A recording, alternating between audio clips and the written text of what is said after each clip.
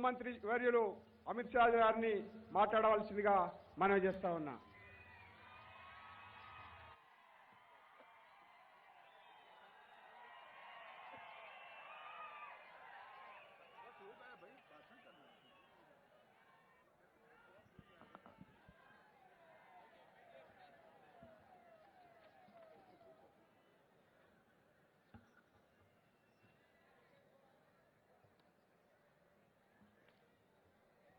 मेरे साथ बोलिए, भारत माता की।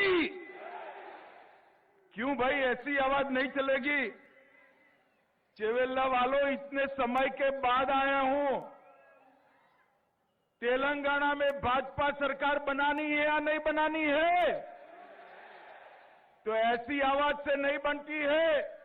मोदी जी दिल्ली में है, वहां तक आवाज जानी चाहिए। मेरे साथ दोनों हाथ उठाइए, अंत तक सभी लोग उठाए, विजय के संकल्प की मुट्ठी बींचे और प्रचंड आवाज से बोलिए, भारत माता की, भारत माता की। मंच पर उपस्थित हमारे जुझारू प्रदेश अध्यक्ष श्रीमान बंडी संजय कुमार जी, मेरे मित्र और केंद्रीय मंत्री श्रीमान किशन रेड्डी जी, ओबीसी मोर्चा के राष्ट्रीय अध्यक्ष डॉक्टर के लक्ष्मण जी, भारतीय जनता पार्टी के वरिष्ठ नेता और ज्वाइनिंग कमेटी के अध्यक्ष श्री इटेला राजेंद्र जी, हमारे राष्ट्रीय महासचिव श्रीमान तरुण चूक जी, श्रीमती डीके अरुणा जी, श्री पी मुरलीधर राव जी, श्री प्रेमेंद्र रेड्डी जी, यहां के जिला अध्यक्ष महोदय और आज इस विराट सभा में आए हुए प्यारे भाइयों, बहनों, माताओं और मेरे जिगर के टुकड़े जैसे युवा मित्रों। श्रीमान विश्वेश्वर रेड्डी जी खड़े हो जाइए, आप जरा ताली बजाओ विश्वेश्वर जी के लिए। और आज आए हुए प्यारे भाइयों और बहनों, आप सभी को मैं प्रणाम करता हूं। आज सबसे पहले जगत ज्योति बसवन्ना को उनके चरणों में शीश झुकाकर प्रणाम कर कर मेरी बात की शुरुआत करना चाहता हूं। मित्रों, आज तेलंगाना की इस पवित्र भूमि में चिलकूर बालाजी, श्री वेंकटेश्वर स्वामी, श्री लक्ष्मी नरसिम्हा स्वामी, श्री महेश्वर महादेव को प्रणाम कर कर मेरी बात की शुरुआत करना चाहता हूं। इसी धरती से आंध्र प्रदेश के पहले उप मुख्यमंत्री, स्वतंत्रता सेनानी और जागीरदारों के खिलाफ किसानों के विद्रोह की लड़ाई लड़ने वाले कोंडा वेंकट रंगा रेड्डी जी को भी प्रणाम कर कर मेरी बात की शुरुआत करना चाहता हूं। मित्रों, आज ये विशाल रैली जो दिखाई पड़ती है, वो इस बात का सबूत है कि आने वाले विधानसभा चुनाव में प्रचंड बहुमत के साथ भारतीय जनता पार्टी की सरकार बनने जा रही है। यहां पर 8-9 सालों से बीआरएस का जो भ्रष्टाचारी शासन चल रहा है, उसकी उल्टी गिनती शुरू हो चुकी है। बीआरएस और केसीआर, इनके विरोध में ये जन आक्रोश पूरी दुनिया देख रही है। मित्रों, तेलंगाना के ही पद्म भूषण बड़े गुलाम अली खान जी की भी आज पुण्यतिथि है। मैं इनको भी प्रणाम कर कर मेरी बात की शुरुआत करता हूं। मित्रों, अभी अभी हमारे बंडी संजय को केसीआर ने जेल में डाल दिया। उनको लगता है कि भाजपा कार्यकर्ता जेल में जाने से डरते हैं। केसीआर कान खोलकर सुन लो, यहां एक एक कार्यकर्ता आपके अत्याचार और जुर्म सहने से डरता नहीं है। हमारी लड़ाई तब तक समाप्त नहीं होगी जब तक आपको गद्दी से नीचे नहीं उतार देते हैं। मुझे बताओ, तेलंगाना वालों, बंडी संजय कुमार की अरेस्ट से आप सहमत हो क्या? जोर से बोलो, सहमत हो क्या? मैं आज पूछना चाहता हूं केसीआर को, क्या गुनाह था बंडी संजय कुमार का? एक ही गुनाह था कि उन्होंने पेपर लीकेज के खिलाफ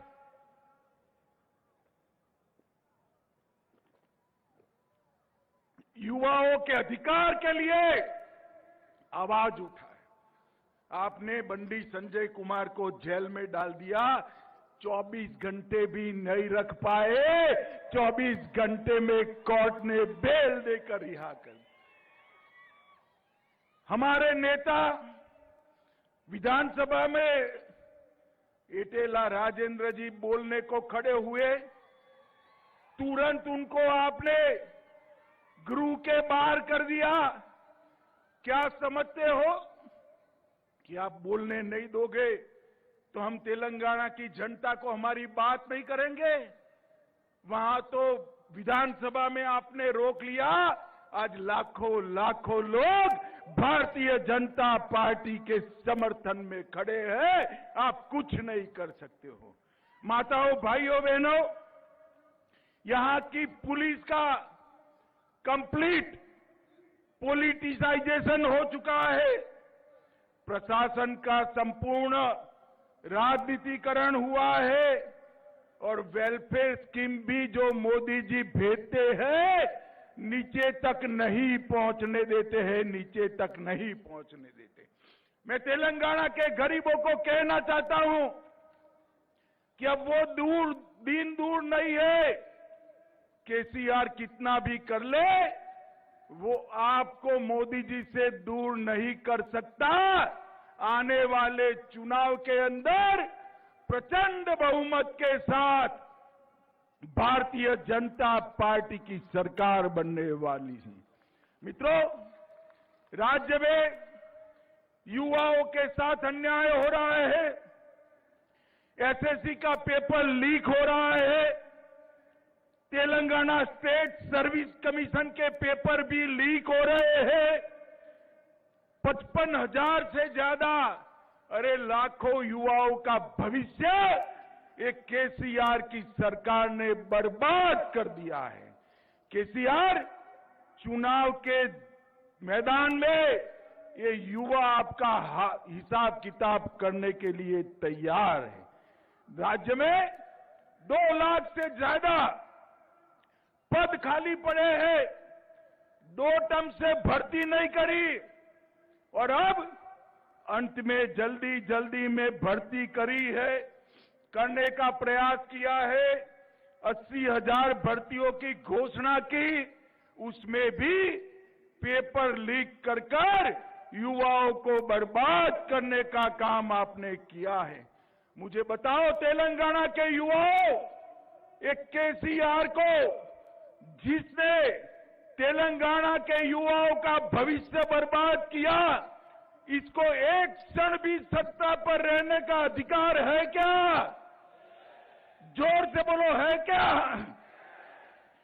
जो ठीक से एक भी परीक्षा नहीं कर सकता है, उसको सत्ता पर रहने का अधिकार नहीं। 9 साल में हजारों लाखों शिक्षकों की नियुक्ति नहीं की। टीएसपीएससी के घोटाले पर मुख्यमंत्री ने अब तक एक शब्द नहीं बोला है। केसीआर किसको बचाना चाहते हो आप में अगर हिम्मत है तो सिटिंग जज की जांच रखो, दूध का दूध पानी का पानी हो जाएगा। और अगर आप नहीं रखते हो तो ऐसे मत समझो कि बच जाओगे। भाजपा की सरकार बनने वाली है, भ्रष्टाचार करने वाले एक एक व्यक्ति को जेल की सलाखों के पीछे भारतीय जनता पार्टी डालेगी।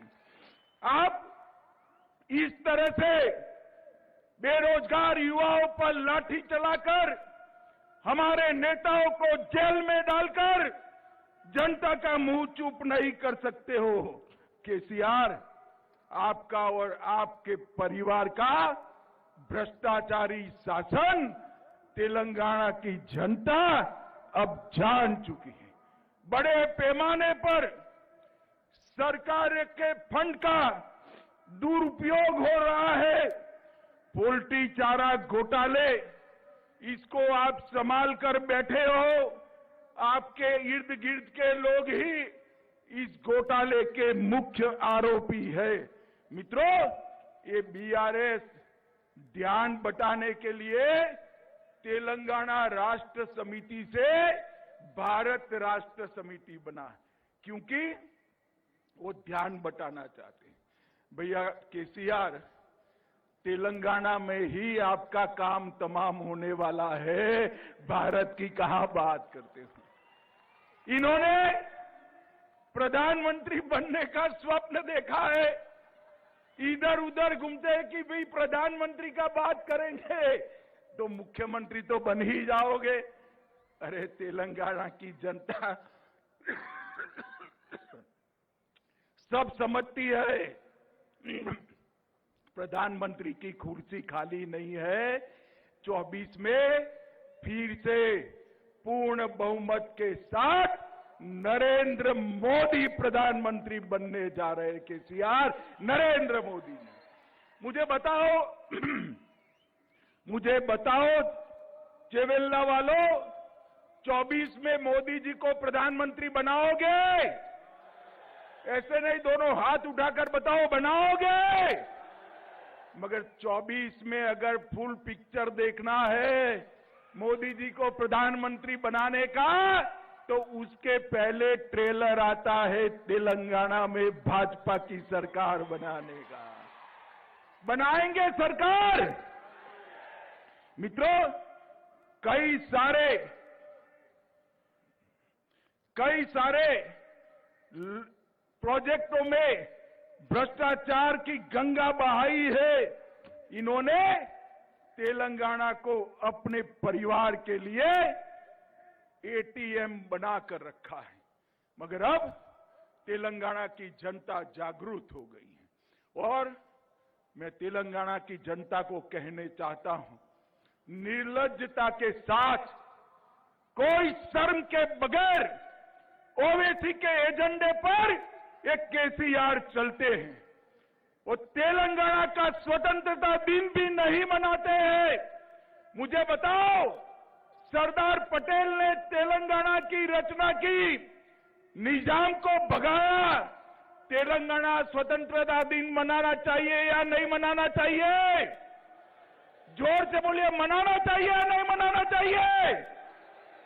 मैं आपको वादा करते जाता हूं, मोदी जी के नेतृत्व में भारतीय जनता पार्टी की सरकार बनाइए। हैदराबाद में परेड ग्राउंड में पूरी दुनिया देखे ऐसा तेलंगाना स्वतंत्रता दिन हम मनाएंगे। हम नहीं डरते हैं मजलिस से। मजलिस आपके लिए मजबूरी है, भारतीय जनता पार्टी के लिए नहीं। तेलंगाना सरकार तेलंगाना के लोगों के लिए चलेगी, ओवैसी के लिए नहीं चलेगी। मित्रों, 2 बेडरूम हॉल किचन की स्कीम में भी माइनॉरिटी का रिजर्वेशन किया, संविधान विरोधी मुस्लिम रिजर्वेशन शिक्षा में किया और कई सारी बातें की। मैं यहां कहकर जाता हूं, भारतीय जनता पार्टी की सरकार बनेगी तो एक गैर संवैधानिक मुस्लिम रिजर्वेशन को हम समाप्त कर देंगे। ये अधिकार तेलंगाना के एससी, एसटी और ओबीसी का है, वो अधिकार उनको मिलेगा और मुस्लिम रिजर्वेशन को हम समाप्त कर देंगे। मित्रों, बीआरएस का चुनाव चिन्ह क्या है भाई, बताओ तो जरा, क्या है? कार है, कार। ये कार का स्टीयरिंग किसके पास है? किसके पास है? किसके पास है? अब स्टीयरिंग मजलिस के पास है, तो कार की दिशा अच्छी हो सकती है क्या? हो सकती है क्या? अरे कमल को वोट दीजिए भैया, कमल को वोट दीजिए। कमल पर बैठकर महालक्ष्मी, वैभव लक्ष्मी तेलंगाना में उतरेगी। ये कार का स्टीयरिंग, ये कार का स्टीयरिंग मजलिस के पास है, ओवैसी के पास है। वो तेलंगाना का भला नहीं कर सकती। ये नक्शा भी बनाते हैं भारत का, तो उस पर कश्मीर आधा दौड़ते हैं। आधा कश्मीर बताकर आपने भारत का अपमान किया है। मजलिस को खुश करने के लिए इसका तेलंगाना की जनता आपसे जवाब मांगेगी। मित्रों, मोदी जी ने तेलंगाना के लिए ढेर सारा काम किया है। 8 साल में हाईवे की लेंथ 2 गुनी कर दी है। लगभग 1 लाख करोड़ रुपया तेलंगाना के हाईवे के लिए खर्च किया है। हमने यहां पर रैली के ठीक बगल में हैदराबाद बीजापुर हाईवे के लिए पैसा दिया था, मगर तेलंगाना ने, केसीआर ने भूमि अधिग्रहण नहीं करा। वो 5 साल लेट हो गए और जो केवल की जनता को जो फायदा मिलने वाला था वो नहीं मिला है। मित्रों, भारतीय जनता पार्टी की सरकार, मैं कांग्रेस वालों से और केसीआर से पूछना चाहता हूं कि जब हमारी सरकार बनी, केंद्र में मोदी जी आए, उसके पहले के बजट में तेलंगाना को क्या मिलता था? Tax revolution, grant in aid और फाइनेंस कमीशन की ग्रांट, तीनों मिलकर तेलंगाना को 30,000 करोड़ रुपया सिर्फ मिलता था। कितना मिलता था? सिर्फ 30,000 करोड़।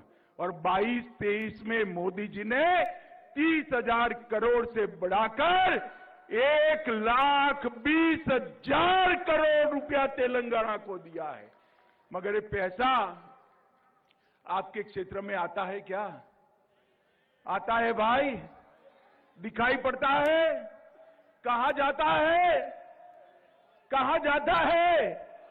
आप समझ रहे हो, ये भ्रष्टाचार की भेंट चल गया है। एक बार भारतीय जनता पार्टी की सरकार बना दो, मोदी जी 1 रुपया भेजेंगे, तेलंगाना सरकार 25 पैसा ऐड कर 1 रुपया 25 पैसा तेलंगाना की जनता के पास भेजेगी। तेलंगाना की जनता के पास भेजेगी। 3 सालों में कैपिटल इन्वेस्टमेंट स्कीम के तहत, ग्रामीण इंफ्रास्ट्रक्चर के तहत नाबार्ड द्वारा 16,000 करोड़ रुपया दिया है।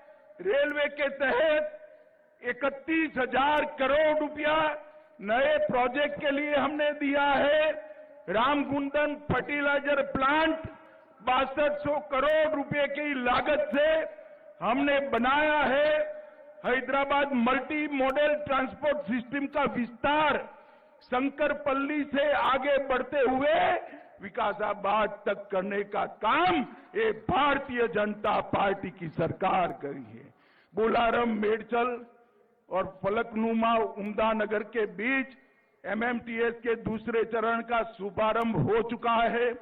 13 नई एमएमटीएस सेवाओं का शुभारंभ हुआ है और अभी अभी मोदी जी ने जोर से तालियां बजाना कॉटन के किसानों के लिए तेलंगाना में मेगा टेक्सटाइल पार्क देने का काम हमारे नेता नरेंद्र मोदी जी ने किया है। माताओं, भाइयों, बहनों, मुझे आने में थोड़ी देर हुई, मैं फिर से आऊंगा, इनके वादों का हिसाब मांगूंगा। जितने भी वादे किए इन्होंने पूरे नहीं किए। और सबसे बड़ी बात, एक कोई सरकार तेलंगाना में ऐसी नहीं चल सकती जिसका स्टीयरिंग ओवैसी के पास है, मजलिस के पास है। हम यहां पर एक ऐसी सरकार बनाएंगे जो देश के विकास को, तेलंगाना के विकास को, आपके विकास को समर्पित हो। और मित्रों, मैं एक बार फिर से कहना चाहता हूं केसीआर को कि आप हमारे कार्यकर्ताओं को जेल में डालोगे, पुलिस से लाठियां पिटवाओगे, मगर भारतीय जनता पार्टी का कार्यकर्ता डरने वाला नहीं है। केसीआर, हम तो पैदा ही विरोध पक्ष में हुए हैं, हम आपसे नहीं डरते हैं। ये जुर्म करना बंद करो, जितना समय बचा है उतना समय जनता का भला करो। ये पेपर लीक की जांच हाई कोर्ट के सिटिंग जज से कराइए और युवाओं के अधिकार को सुरक्षित करिए, वरना हम आने के बाद जब जांच कराएंगे, जिन्होंने भी युवाओं के भविष्य के साथ खिलवाड़ किया है, चुन चुन कर उनको जेल की सलाखों के पीछे डालने का काम ये भारतीय जनता पार्टी करेगी। मुझे बताओ चिवेल्ला वालों, भारतीय जनता पार्टी की सरकार बनानी है क्या? जोर से बोलो, बनानी है? पूर्ण बहुमत की भाजपा सरकार बनाओगे? मोदी जी को 24 में फिर से प्रधानमंत्री बनाओगे? कमल के निशान पर दोनों चुनाव में बटन दबाओगे? मोदी जी के नेतृत्व में तेलंगाना को सबसे विकसित राज्य बनाओगे? एक केसीआर और ओवैसी की सरकार को उखाड़कर फेंक दोगे? पक्का फेंक दोगे? तो मेरे साथ दोनों हाथ उठाइए, उठाइए दोनों हाथ, विजय के संकल्प की मुट्ठी भींचिए और प्रचंड आवाज से बोलिए, भारत माता की, भारत माता की, भारत माता की, वंदे वंदे वंदे। आप सभी का बहुत बहुत धन्यवाद। वंदे मातरम।